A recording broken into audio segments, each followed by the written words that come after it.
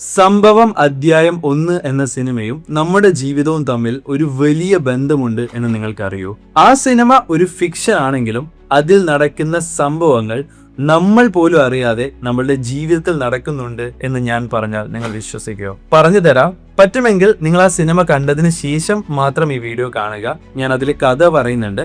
ഇനി അല്ലെങ്കിലും നിങ്ങൾക്ക് ഇത് മനസ്സിലാകും. സിനിമയുടെ ആദ്യ ഭാഗത്തിൽ നമുക്ക് മനസ്സിലാകും നായകനും ടീമും കാട്ടിലേക്ക് പോകുന്നു.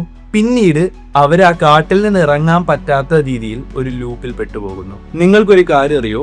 ആ കാട്ടിൽ പോയതല്ല അവരെ ലൂപ്പിൽ പെടുത്തുന്നത്, നേരെ മറിച്ച് ആ കാട്ടിൽ സംഭവിക്കുന്ന ചില കാര്യങ്ങൾ. അതായത് ഒരു വലിയ ശബ്ദമുണ്ടാകുമ്പോഴോ രക്തം വീഴുമ്പോഴോ ആണ് അവിടെ ഒരു ലൂപ്പ് ഉണ്ടാവുന്നത്. ആ സമയത്ത് സമയം തന്നെ മാറുകയും അവര് പാസ്റ്റിലേക്ക് പോവുകയും ചെയ്യുന്നു. ഇതേപോലെ ഒരു സംഭവം നമ്മുടെ ലൈഫിലും നടക്കുന്നുണ്ട് എന്ന് നിങ്ങൾക്കറിയൂ. ഒരുപാട് ആൾക്കാരും ഇന്ന് ഈ വീഡിയോ കേൾക്കുമ്പോഴായിരിക്കും ഇത് നടക്കുന്നുണ്ടെന്ന് പോലും മനസ്സിലാക്കാൻ പോകുന്നത്. നിങ്ങൾ ശ്രദ്ധിച്ചിട്ടുണ്ടോ നിങ്ങളുടെ ലൈഫ് എപ്പോഴും ഒരേ പാറ്റേണിൽ പോകുന്നത്? ഒരേപോലത്തെ സംഭവങ്ങൾ, ഒരേപോലത്തെ ഇമോഷൻ, ഒരേപോലത്തെ ചിന്തകൾ പിന്നെയും പിന്നെയും വരുന്നത്.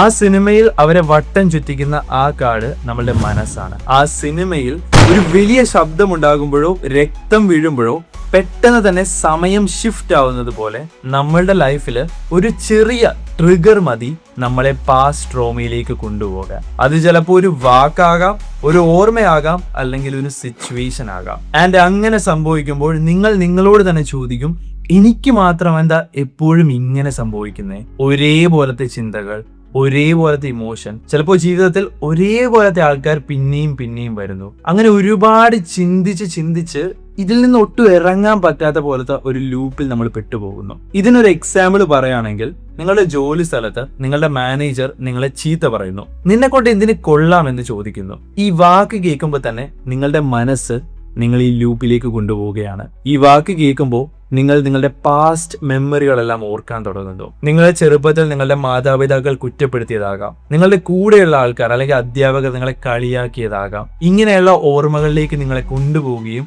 നിങ്ങൾ ചിന്തിച്ച് എന്നെ കൊണ്ട് എന്തിനു കൊള്ളാം, ഞാൻ മാത്രം എന്താ എപ്പോഴും ഇങ്ങനെ എന്നുള്ള ചിന്തയിൽ വന്ന് എപ്പോഴും നിങ്ങളുടെ മനസ്സ് ഒരുപാട് ചിന്തിക്കുകയും പേടിക്കുകയും കൺഫ്യൂസ്ഡ് ആയിട്ടിരിക്കുകയും ചെയ്യുന്നു. സോ ആ സിനിമയിലെ ശബ്ദവും രക്തവും പോലെ ഇതുപോലെയുള്ള ചെറിയ ചെറിയ ട്രിഗറുകൾ നമ്മളെ പ്രസന്റിൽ നിന്നും നമ്മളുടെ പാസ്റ്റിലേക്ക് കൊണ്ടുപോകുന്നു. പിന്നെ നമ്മുടെ ഓരോ സമയവും നമ്മൾ ഈ പാസ്റ്റിലെ ലൂപ്പിൽ കിടന്ന് കറങ്ങുന്നു. പക്ഷേ ലൈഫിലെ ഈ ലൂപ്പിൽ നിന്നും എങ്ങനെയാണ് പുറത്ത് കിടക്കേണ്ടതെന്ന് ഞാൻ പറഞ്ഞു തരട്ടെ.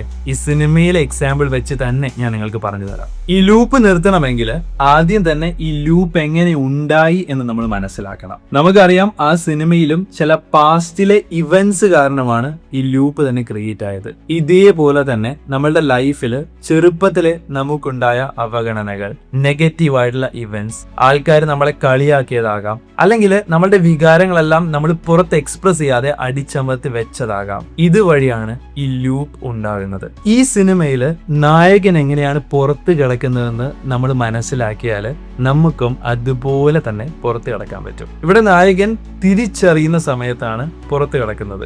നേരത്തെ പറഞ്ഞതുപോലെ തന്നെ ഈ ലൂപ്പ് ഉണ്ടാക്കുന്ന ട്രിഗർ നായകൻ കണ്ടുപിടിക്കുകയാണ്. ഇതേപോലെ ലൈഫില് ഈ ലൂപ്പ് ഉണ്ടാക്കുന്ന ട്രിഗർ നമ്മൾ മനസ്സിലാക്കുവാണെങ്കിൽ ഉറപ്പായിട്ടും നമുക്ക് ഈ ലൂപ്പിൽ നിന്ന് പുറത്തിറങ്ങാൻ പറ്റും. അപ്പൊ നമ്മൾ ഒരിക്കലും ചോദിക്കില്ല എന്റെ ലൈഫ് മാത്രം എപ്പോഴും എന്താ ഇങ്ങനെയെന്ന്. ഈ സിനിമയില് നായകൻ ആക്ച്വലി തന്നെയല്ല ഈ ലൂപ്പ് എന്താണെന്ന് കണ്ടുപിടിക്കുന്നത്.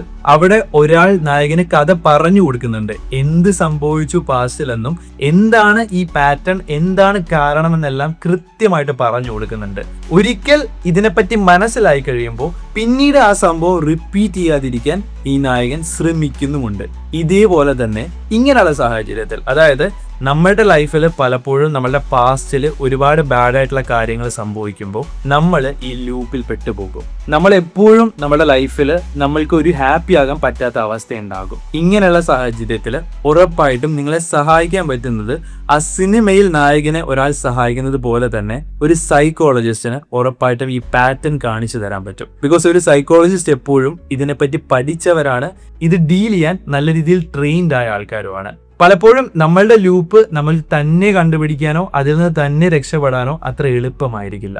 ആൻഡ് വൺസ് നിങ്ങൾ നിങ്ങളുടെ ട്രിഗറും ഈ പാറ്റേണും മനസ്സിലാക്കുവാണെങ്കിൽ നിങ്ങൾ വളരെ ഈസി ആയിട്ട് നിങ്ങളുടെ ലൈഫിന്റെ ഈ ലൂപ്പിൽ നിന്നും പുറത്തിറങ്ങുന്നതായിരിക്കും. ആ സിനിമയിൽ നോക്കിയാൽ മനസ്സിലാകും ആ കാടല്ല ആക്ച്വലി പ്രശ്നം, ആ കാട്ടിൽ നടന്ന സംഭവങ്ങളും പിന്നീട് ഉണ്ടാവുന്ന ട്രിഗറുമാണ്.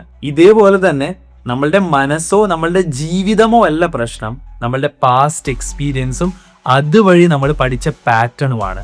ഇത് നമ്മൾ റിയലൈസ് ചെയ്ത് ഇതിൽ മാറ്റം നമ്മൾ കൊണ്ടുവരികയാണെങ്കിൽ നമുക്ക് മനസ്സിലാകും ലൈഫ് ഈസ് ബ്യൂട്ടിഫുൾ എന്ന്.